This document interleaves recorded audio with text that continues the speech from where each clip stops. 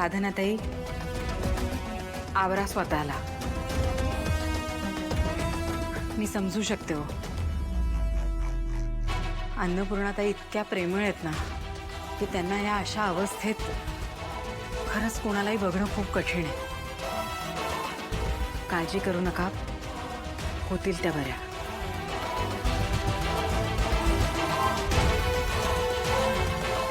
ताई, आमच्या साधनाताई बोलतायत ना ते अगदी खरे. आता तुमची मोठी नात आली आहे की नाही तुमच्याजवळ, मग मग तुम्ही कशाला काळजी करता? आता लवकर लवकर बऱ्या व्हा, परत आमच्या सगळ्यांशी बोला. काका, आता निघते मी. मला खात्री आहे पुढच्या वेळेला आले की ताई माझ्याशी खूप गप्पा मारते. हो ना ताई? चला येते.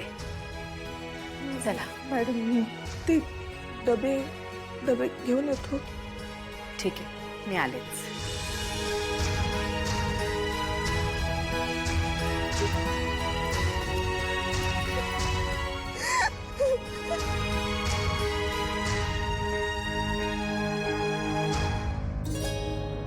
साधनाताई,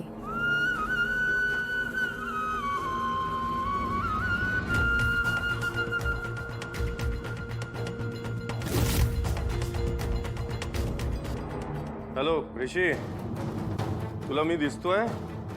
ऐकू येत आहे का? एक मिनिट.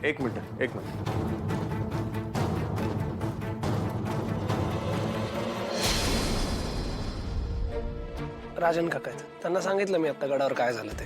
सराव कशाला सांगितलं तुम्ही? अगं काय ग? कशाला म्हणजे? बोल. लेक काय करते हे बापाला कळायला नको का? हा? आणि तुला एकही फोन सकाळपासून मला करावासा वाटला नाही? सॉरी. सॉरी?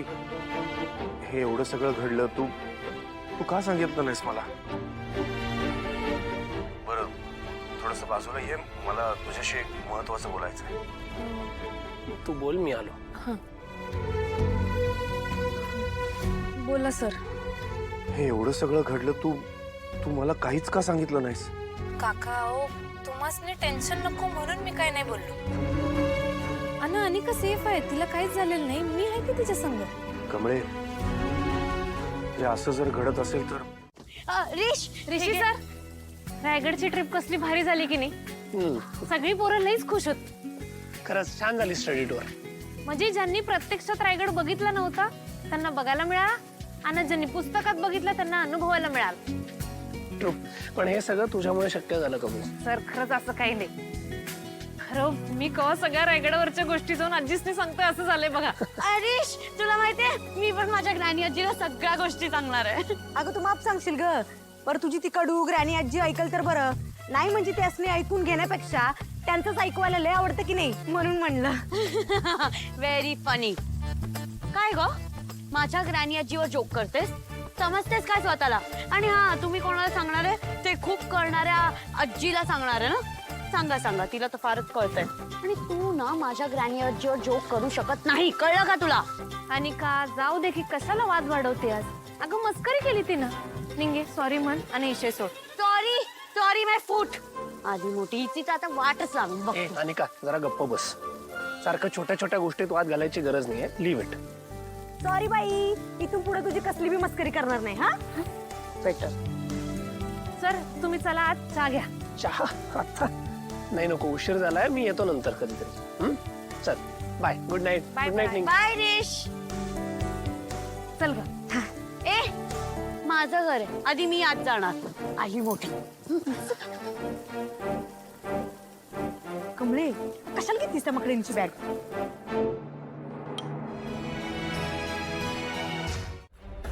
तुला पण माझ्या वर्ड्सची फिकीर आहे, माझी नाही. मला किती त्रास होतोय, माझे फिलिंग्स काय आहेत ते तुला कळतच नाहीये ना. बघ यार ग्रॅनी आजी. हो हो हो. हे बघ, just relax. Okay, I can understand your problem. Sorry.